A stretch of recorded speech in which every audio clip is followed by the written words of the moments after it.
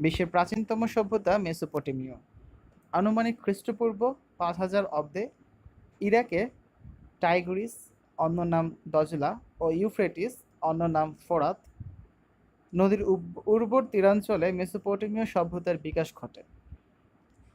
এদের ভিন্ন ভিন্ন নাম থাকলেও একই ভূখণ্ডে গড়ে ওঠায় একত্রিতভাবে এই সভ্যতাসমূহকে বলা হয় মেসোপটেমীয় সভ্যতা। মেসোপটেমিয়া একটি গ্রিক শব্দ। এর অর্থ দুই নদীর মধ্যবর্তী ভূমি। আধুনিক তুরস্ক, সিরিয়া, ইরাক, ইরান ও কুয়েত রাষ্ট্রগুলো প্রাচীন এই সভ্যতার অংশ ছিল, তবে বেশিরভাগ বর্তমানে ইরাকে অবস্থিত। মেসোপটেমিয়া সভ্যতার অন্তর্ভুক্ত রয়েছে সুমেরীয় সভ্যতা, ব্যাবিলনীয় সভ্যতা, অ্যাসিরীয় সভ্যতা ও ক্যালোডীয় সভ্যতা। সুমেরীয় সভ্যতা।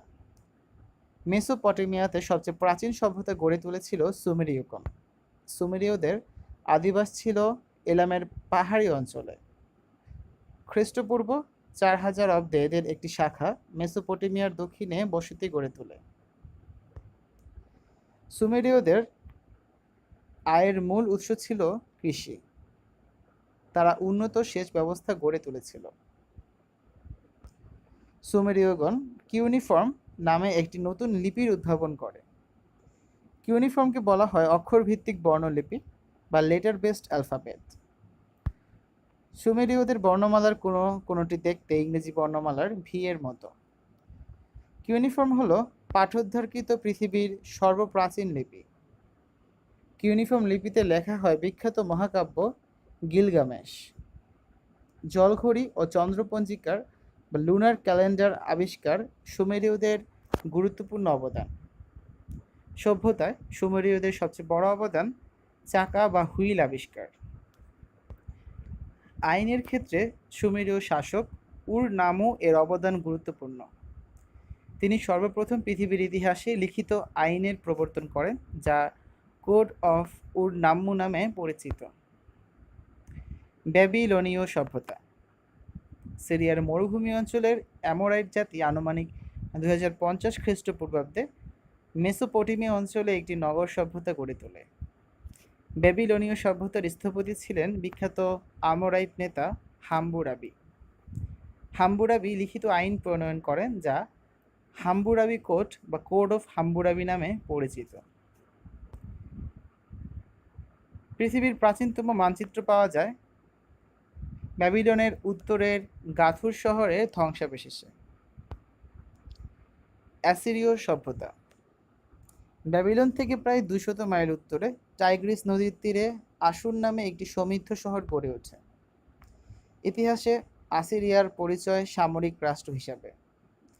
তারাই প্রথমে লোহার অস্ত্রে সজ্জিত বাহিনী গঠন করে এবং যুদ্ধ রথের ব্যবহার করে। আসিরীয়রা প্রথম বৃত্তকে 360 ডিগ্রিতে ভাগ করে। পৃথিবীকে সর্বপ্রথম তারা অক্ষাংশ বা ল্যাটিচিউড ও দ্রাঘিমাংশে বা লঙ্গিচিউডে ভাগ করেছিল। ক্যালোডীয় সভ্যতা।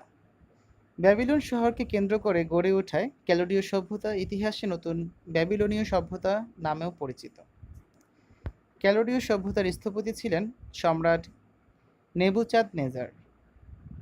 তিনি সম্রাজ্ঞীর সন্তুষ্টি বিধানের জন্য নগর দেয়ালের উপরে এক মনোরম উদ্যান নির্মাণ করেন। ইতিহাসে যা ব্যাবিলনের শূন্য উদ্যান বা the hanging gardens of Babylon নামে পরিচিত। এটি প্রাচীন পৃথিবীর সপ্তাশ্চর্যের একটি। ক্যালোডীয়রাই প্রথম সপ্তাহকে 7 দিনে বিভক্ত করে আবার প্রতিদিনকে 12 জোড়া ঘন্টায় ভাগ করার পদ্ধতি তারা বের করে। ক্যালোডীয়রা 12টি নক্ষত্রপুঞ্জের সন্ধান পান। তা থেকে 12টি রাশিচক্রের 12 জোডিয়াক সার্কেল সৃষ্টি হয়। প্রাচীন মিশরীয় সভ্যতা। অ্যানশায়েন্ট সিভিলাইজেশন অফ ইজিপ্ট। 5000 থেকে 3200 খ্রিস্টপূর্বাব্দ পর্যন্ত সময়ের মিশরকে প্রাক রাজবংশীয় যুগ বলা হয়। এ সময় মিশর কতগুলো ছোট ছোট নগর রাষ্ট্রে বিভক্ত ছিল। এগুলোকে বলা হতো নোম। 3200 খ্রিস্টপূর্বাব্দে মেনেস নামের এক রাজা সমগ্র মিশরকে একত্রিত করে একটি নগর রাষ্ট্র গড়ে তোলেন। দক্ষিণ মিশরের মেমফিস হয় এর রাজধানী। এভাবেই মিশরে রাজবংশের সূচনা হয়। ধর্ম: ফারাও চতুর্থ আমেন হতে বহু দেবতার পরিবর্তে একমাত্র সূর্য দেবতার আরাধনার কথা প্রচার করেন। সূর্য দেবতার নাম দেওয়া হয় অ্যাটম। দেবতার নামের সাথে মিল রেখে তিনি নিজের নাম রাখেন ইখনাটন। এভাবেই ইখনাটন সভ্যতার ইতিহাসে সর্বপ্রথম ঈশ্বরের ধারণা দেন। রাজা ইখনাটনের স্ত্রী নেফারতিতি মিশরীয়দের কাছে ছিলেন সৌন্দর্য ও গৌরবের প্রতীক। লিখন পদ্ধতির উদ্ভাবন: মিশরীয়রা একটি লিখন পদ্ধতি উদ্ভাবন করে। প্রথম দিকে ছবি এঁকে এঁকে শরীর মনের ভাব প্রকাশ করত। এক একটি ছবি ছিল এক একটি অক্ষরের প্রতীক। অক্ষর ভিত্তিক মিশরীয় চিত্রলিপিকে বলা হয় হায়ারোগ্লিফিক। গ্রিক শব্দ হায়ারোগ্লিফিক অর্থ পবিত্র লিপি। প্যাপিরাস নামক এক ধরনের নলখাগড়া জাতীয় গাছের বাকল দিয়ে তারা সাদা রঙের কাগজও তৈরি করত। চিত্রশিল্পীরা চিত্রের শৈল্পিক সৌন্দর্য ফুটে তোলার জন্য দ্বিমাত্রিক পৃষ্ঠতল ব্যবহার করত। স্থাপত্য ও ভাস্কর্য: মিশরীয়রা একটি লিখন পদ্ধতি উদ্ভাবন করে। প্রথম দিকে ছবি এঁকে শরীর মনের ভাব করত। এক একটি ছবি ছিল এক একটি অক্ষরের প্রতীক। প্রাচীন মিশরের রাজাদের বলা হতো ফারাও। মিশরীয়রা মৃত্যুর পর আরেকটি জীবনের অস্তিত্বের প্রতি বিশ্বাসী ছিল। সে জীবনেও রাজা হবেন ফারাও। ফারাও রাজাদের মৃতদেহ সংরক্ষণের জন্য তৈরি করা হয় পিরামিড।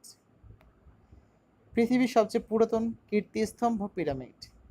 মিশরের সবচেয়ে বড়, পুরাতন এবং আকর্ষণীয় পিরামিড হচ্ছে গিজার পিরামিড, যা খুফুর পিরামিড হিসেবেও পরিচিত। খুফুর পিরামিড গড়ে উঠেছিল 13 একর জায়গা জুড়ে। এর উচ্চতা ছিল প্রায় 450 ফুট। মিশরীয় ভাস্করদের সবচেয়ে বড় গৌরব স্ফিংস তৈরিতে। বহুখণ্ড পাথরের গায়ে ফুটিয়ে তোলা হতো এই ভাস্কর্য।